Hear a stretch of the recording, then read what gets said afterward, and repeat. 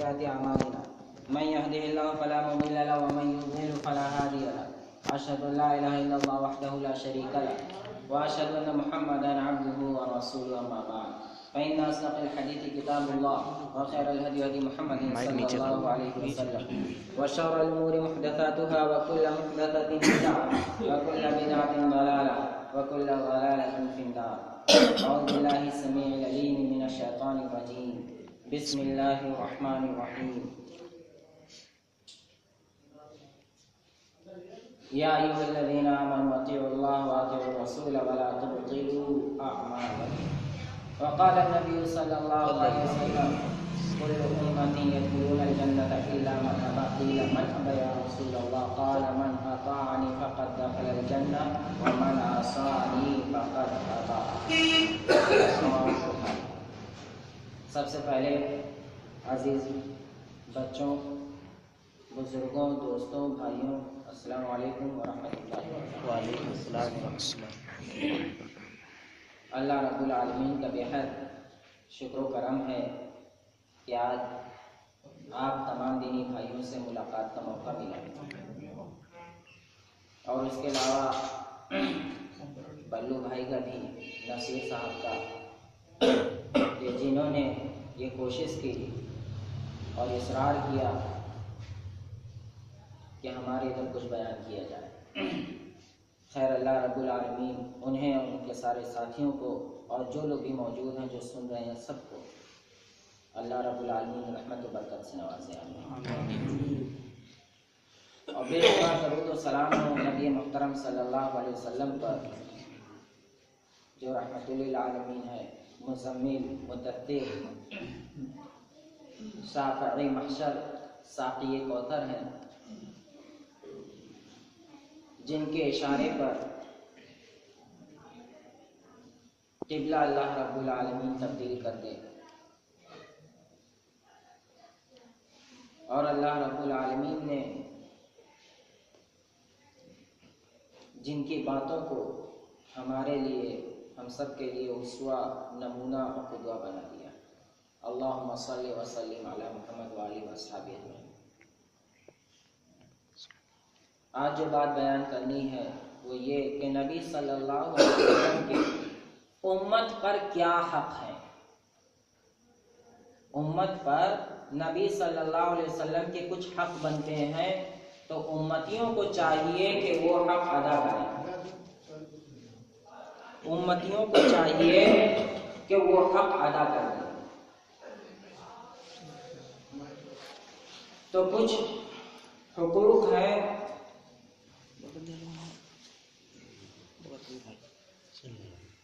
سب سے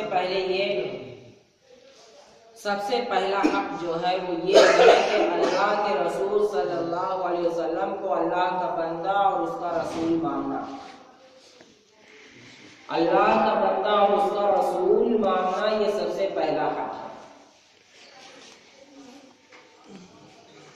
بندہ اس لیے کہ اللہ کے رسول صلی اللہ علیہ وسلم کو خود اللہ رب العالمین نے اپنا بندہ کہا ہے سورہ جن میں، وَأَنَّهُ لَمَّا قَامَ عَبْدُ اللَّهِ كَانُوا يَقُومُونَ عَلَيْهِ لِبَدًا۔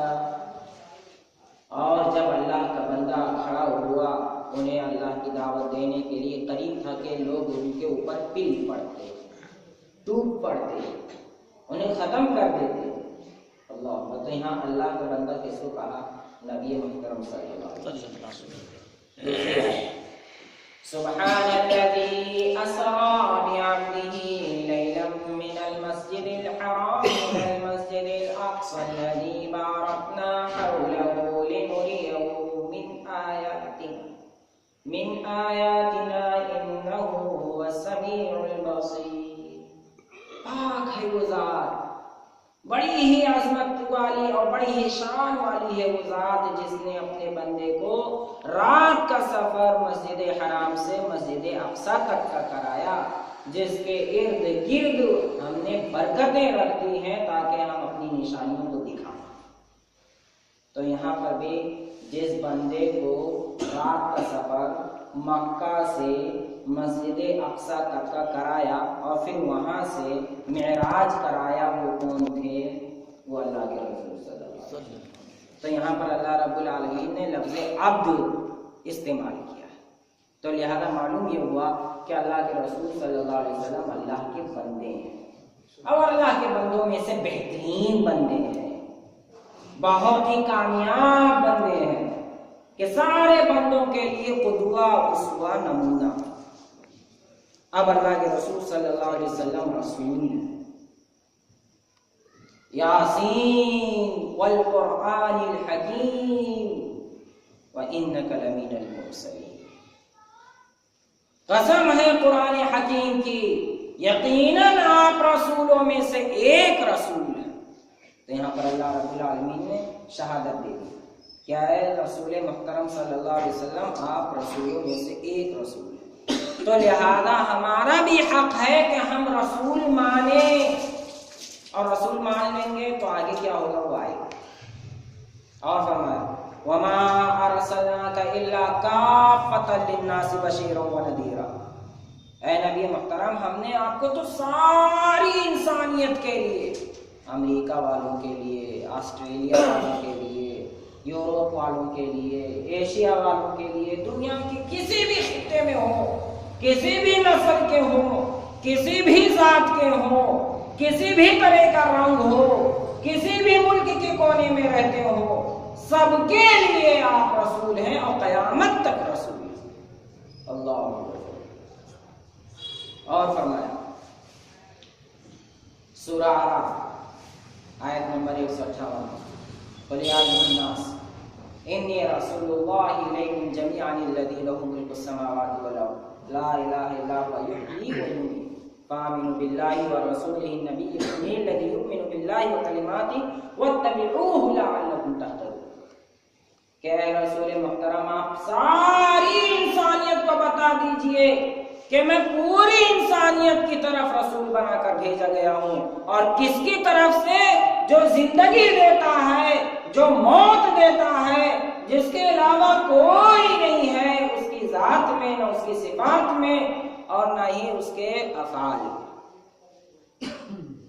تو تم اس رسول کے اوپر ایمان لاؤ جو نبی ہے، امی ہے، اور جو اللہ کی باتوں پر خود بھی ایمان لاتا ہے، اور اس کی باتوں کی اتباع کرو گے تو تم ہدایت یافتہ ہو جاؤ گے. تو اس آیت سے بھی یہ بات واضح ہو گئی کہ اللہ کے رسول صلی اللہ علیہ وسلم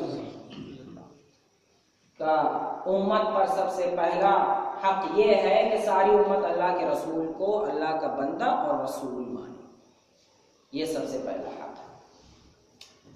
اور بشارت دی ہے ان لوگوں کے لیے جو دیکھ کر آپ کو ایمان لائے، اور 7 مرتبہ بشارت دی ہے ان لوگوں کو جو بغیر دیکھے اللہ کے رسول پر ایمان لاتے ہیں. طوبی لمن رآنی وآمن بی وطوبی 7 مرات لمن لم یرانی وآمن بی. طبرانی کی روایت ہے، صحیحہ میں بھی علامہ البانی نے بیان کیا ہے کہ بشارت ہے، خوشخبری ہے ان لوگوں کے لیے جنہوں نے مجھے دیکھا اپنی آنکھوں سے اور مجھ پر ایمان لایا. لیکن ان لوگوں کے لیے 7 مرتبہ بشارت ہے جو مجھے نہیں دیکھے لیکن پھر بھی میرے اوپر ایمان لائے. اللہ، یہ 7 بار بشارت. اور مسلم شریف کی روایت حضرت ابو ہریرہ سے اللہ کے رسول صلی اللہ علیہ وسلم نے قسم کھا کر ارشاد فرمایا والذی نفس بیدہ والذی نفس محمد بیدہ،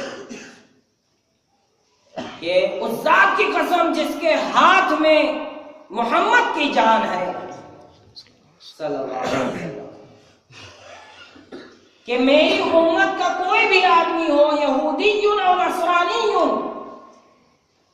سمع بی ولم یؤمن بی ثم یموت، کہ میرے بارے میں سنا اور میرے اوپر ایمان نہیں لایا، ولم یؤمن بالذی ارسلت بی، جس کو میں دے کر بھیجا گیا ہوں، جو دین میں لے کر آیا ہوں، جو اللہ کا پیغام لے کر آیا ہوں، اس پر چاہے وہ یہودی ہو یا نصرانی ہو، وہ میرے بارے میں سن لے اور ایمان نہ لائے، الا کان من اصحاب النار، تو وہ جہنمیوں میں سے، اللہ، وہ جہنمیوں میں سے.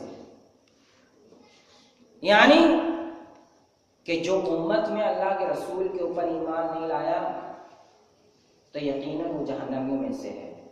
شیخ ان لوگوں کے لیے بھی یہ حدیث بہت بڑی دلیل ہے جو کہتے ہیں کہ اللہ پر صرف ایمان رکھ لے اور رسول پر ایمان نہ لائے تو کچھ پرسنٹ کہتے ہیں کہ کامیاب ہو جائیں گے، ناممکن، دونوں لازم ملزوم چیز ہے۔